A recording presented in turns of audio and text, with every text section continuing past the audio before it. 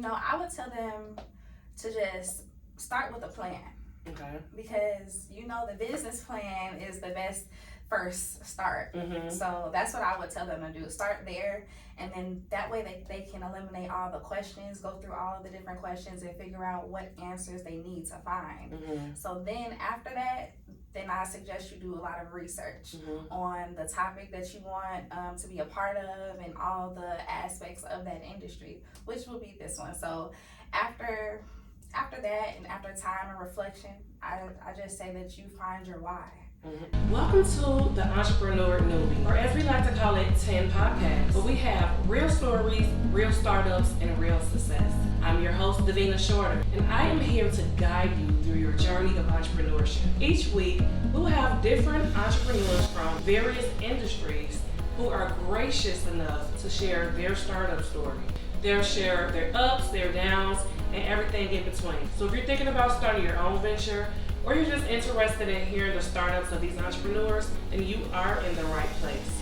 So grab a pen and paper, settle in. Let's go on this journey into entrepreneurship. Without further ado, let's dive right in. Okay, let's take a cheers before we get started. Yes, thank you for having me. Okay, so we are back. Welcome to 10 Podcasts, where we talk everything entrepreneurship and business. I'm your host, Davina Shorter, and I have the wonderful privilege and honor of having Alexis Spearman here with us today, owner, founder, and CEO of Adeja Cosmetics. Yes.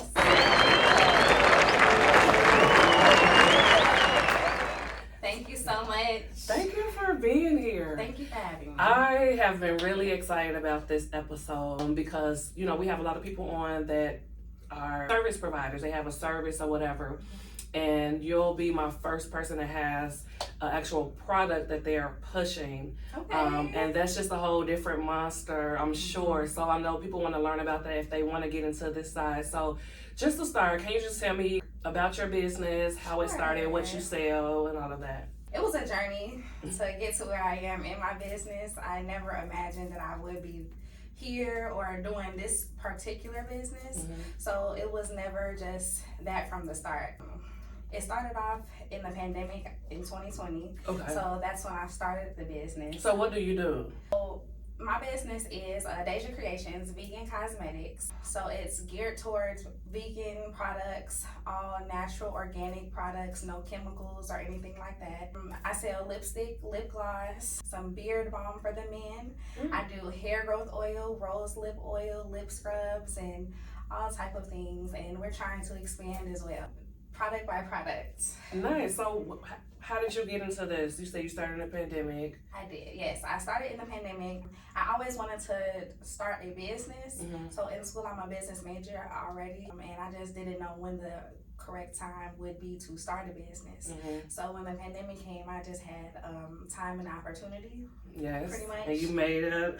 And I mean, the most it of worked. your, Exactly. So that's exactly what happened. And I started right there. I started doing a whole bunch of research and watching so many videos, just trying to perfect my craft and get it right. And once it was perfect, I started just giving out samples to people that I knew, and just to see how people would react to the products that I was making at home. So at some point when that started going really good, then I just kept going. So you actually make the products. Yes. What makes it vegan, and why did you go the vegan route?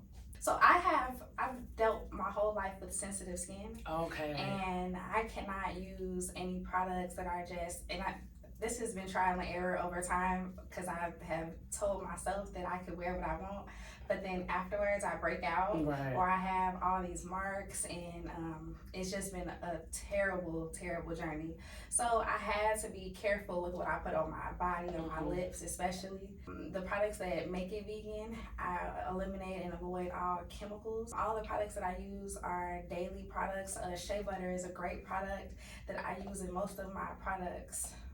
A great ingredient that I use in most of my products. That and oils. A lot of my products are oil based. Okay. So instead of having all these harsh chemicals, you're dealing with natural moisturizers instead.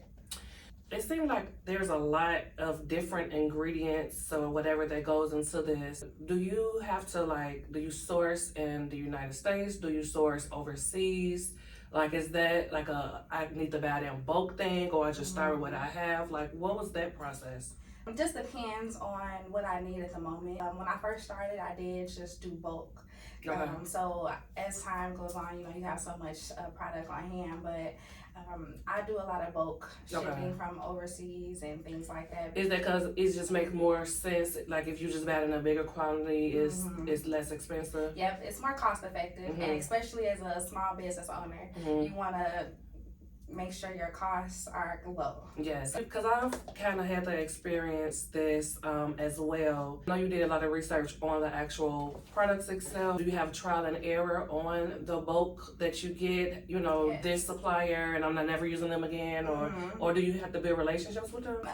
I would love to actually build a relationship with a supplier. I have not had that privilege yet, but as I have done the research and have did my trial and error, I have just seen different people offer different things. When I first did my first bulk order, I think I ordered so many lip gloss tubes, empty lip gloss tubes, and they were the perfect size. And I could never get back to that size from the company. So when I tried to do my orders going forward, they didn't have that size anymore. So you just have to kind of bounce around and see who has what you need at that moment. Pivot. But I would love to have a relationship with one supplier. That's my main person. Yeah, so that's what I'm working on now. Okay, that's good. So would you consider yourself more a makeup artist or like a scientist? So I am definitely not a makeup artist. Okay. Definitely not. I think I am more in the scientist category. Okay. Just because I'm mixing and trying to figure out my formulas, but yeah, I'm not a makeup artist at all, by no means. I can do my makeup and my own. I definitely do the back end of it. Okay, the business part of it. The business part. Okay, so we got your product, you got all of your stuff. The biggest monster in entrepreneurship, obviously, is marketing. Can you tell us like some of the things that worked for you, some that didn't? I know we see you at a lot of pop-ups. How did that experience go? So for me, the biggest thing that works for me is the pop-ups. Oh, okay. Honestly, marketing wise though, I do utilize our social media a lot. That's the biggest tool. And honestly, my biggest following is on Facebook. Really? Yes, like the girls be grilling on Facebook. Okay, that's interesting. At all ages. So that is my main source. Other than that though, I think it's just overall. So do you use more of yourself as the face? Okay. More of myself because my brand is me. I am my brand. Everything about my brand is me. My target audience is me. I'm a target shopper, as you call it. Like, I love to use that analogy because target shoppers you go to Target for an experience. Okay, you go to Target for an experience. You put on your outfits, your clothes for the day. You can do your makeup, you do whatever you do, but you're gonna go to Target, you're gonna go through the aisles, you may stop at Starbucks. Like, that's the vibe. You're speaking my language right now. You're like toast to that. Hold on, cause you gotta understand what you just said. Hold on. I'm a business major as well. Okay. And a marketing major. And to understand your target audience, right? To understand that my target audience would choose Target over Walmart. Yeah. That's just a different person would choose Starbucks over Dunkin'. Exactly. Like, and knowing it to that core is what so many people are missing in their business. So yes, and that's me. And you can tell when you hear that. That's the call. You're like, okay, she's my people. You know, this is my person. So definitely quality over quantity. Paying the extra dollar for something that's a little bit more quality. Yes. So that's the whole brand. I love that. I love everything about that. Thank you. Everything. Okay, so what is the hardest part about being an entrepreneur? That's a loaded question. Everything about it, okay? Let's talk about it. Every single thing about it. I think it's so fulfilling though to touch on some of the negatives, I think, or the harder parts of it, it's just having to depend on yourself because it's just you. It's just you. I'm in the process of trying to combine a team, but finding that team, before you find that team that care about your mission and your business the same as you, hopefully. Yes, it's so hard having to do everything by yourself, because before I had help, I was like, okay, let me do this, let me figure it out. It would be even my dad would be back there trying to help me sometimes. So I do have help for sure. My boyfriend helps me a lot, and my family, but having that help initially was hard. So let me ask you this. I was just having a conversation with someone about this. If it wasn't for, it seemed like your dad and your boyfriend or whatever is your support system. If you didn't have a support system, do you think you would be as successful as you are now? It would be very hard because even now, even the support that I do have is still hard because that's still you at the end of the day. Like, you can't let it fall. So even if someone may help, you still have to see it through. So without the support and the help of the people that do the most for me in my business, it would be extremely hard. So maybe, no, I don't think I would be where I am now without that help. I agree. I totally agree with that. If someone wanted to get into the beauty industry and do what you do, what would be your advice to them? What would you tell them to start? You know, I would tell them to just start with a plan. Okay. Because, you know, the business plan is the best first start. So that's what I would tell them to do. Start there, and then that way they can eliminate all the questions, go through all of the different questions and figure out what answers they need to find. So then after that, then I suggest you do a lot of research on the topic that you want to be a part of and all the aspects of that industry, which will be this one. So after that, and after time and reflection, I just say that you find your why. You have to find your why. You're very wise. I like talking to you. Thank you. It's very real, and I've heard so many prominent people say that you have to find your why. Why are you doing this? So once you find that and figure out if you have to do it all by yourself, would you?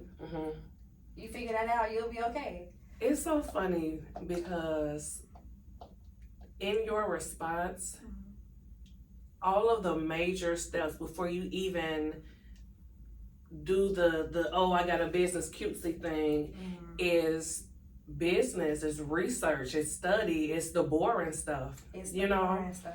Yes. And everybody just want to be cute and I got a business. No, that stuff is like... It matters. Yeah. It definitely matters. How you do your business. Do you have LLC? Are you trying to get one? How are you moving? Because it all reflects on you. Yes. And if you miss that step, then you just gonna have to double back when all of this is crumbling. Exactly. Because that's when it usually happens. You realize you need it when you need it. I had a situation. I was a part of something and they literally could have had their big break. Like, it was there. And they had their paperwork. They had And you hate that. See, you gotta stay ready. You have to stay ready, like, especially in this business world, because you never know who you can meet. It's networking all the time. You just want to start off on the good foot. Yeah. So if you start there, then do the correct steps and work your way out of that. The finding your way in this industry is easy. It's you doing the work on your business and creating your structure. I love that. That was like, that was so good. I agree. I agree with everything. You seem to have this, kind of grounded. You got it, like you've made your mistakes or whatever. Do you have any like routines or things that you do just to keep you going or keep your mind elevated or? Yes and no. I don't think it's something that I do on purpose, but I think that typically, as far as the business goes, it just has to go all the way around my life, have to be balanced. So I can't be too stressed about something over here and trying to focus on the business. Even though you do push through because you're an entrepreneur and that comes with the territory, it's just, it makes it easier on my life, especially for the business purposes, to be all in when everything else is balanced. So you're really into self-care? Yes. That's good. Absolutely. Okay. I think that is a part of my brand as well. Mm-hmm. Building women's confidence, being able to, when you put on this lipstick, make you feel like you a whole different woman and things of that nature, boost your self-esteem. I think that all of these things are definitely inside of self-care. Yeah, I agree because I know how it feels to have burnout, and it's it was like it wasn't even worth it. Now you're down for months because you can't get back up. I think the newer generation is teaching everybody the importance of self-care, even when it comes to business, especially when it comes to business. I definitely agree. Okay, so I want to pivot. Okay. I want to do some this or that questions. Okay. This has to do it a little bit harder first, and then it'll just be light and fluffy, just in case, these drinks start drinking, and then, the first one, small batch or mass production. Would you prefer to stay a boutique business or scale global? Ooh. I'm gonna say global because we're thinking long term, right? Okay. We're thinking future, so I say global. Hindsight, I say global, but I don't mind the grind of the small business. Like, I don't mind that at all. Okay, so I'm gonna play devil's advocate. Okay. There was a entrepreneur. Okay. They were in the skincare industry or whatever, and small business owner, and all of a sudden they stuff just popped. Right? Like, now I got 1 million orders. Exactly. Like, how would you deal with that? See, like, obviously you'll be happy. You're happy at the success, but you don't have the manpower. And now your business, like the brand, because everybody's saying my packages is late, and I think it's a crazy question. It's a loaded question, but personally, I think regardless, because I'm a small business now, but if my business pops overnight, I'm gonna have to figure it out. That's a part of the business. You just gotta maneuver and pivot and see how you can figure it out. I agree with that. Like, hey, we'll figure it out as we go. Yeah. Go ahead, we ready for this. Exactly. Okay, so if you could have a celebrity or an influencer endorse your business, who would it be? Oh, let me see. Okay. So I love Coco Jones. Okay. I would love to partner or have her endorse the business. Is she a Target girl? She looks like a Target girl to me. She gives me Target vibes. I agree. I would have to agree with that. She does give me Target vibes. But honestly, anybody, all of the girlies, between her, I'm a Jasmine Sullivan fan. Okay. Any of them, the men, I would love to partner with some of them with some full beards. I have a lot of success in my beard balm. My husband bought one of your things and he loved it. I'll be like, where you going with that on? No, with it in the house, okay? I love that. Okay, so that's good. You mentioned that you were your business and your business is you. If you have to choose between your product being the #1 sold product or you being a person that is known for this product, which one would you choose? Okay.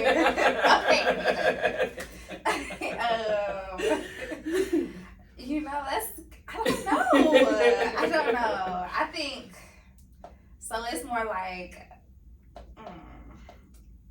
I think it's one and the same because I feel like we are, but I also feel like people will buy the product when they know you. So if people know me and they know that this is the product that I have, then I think that I will go farther. Okay. I like that. Would you rather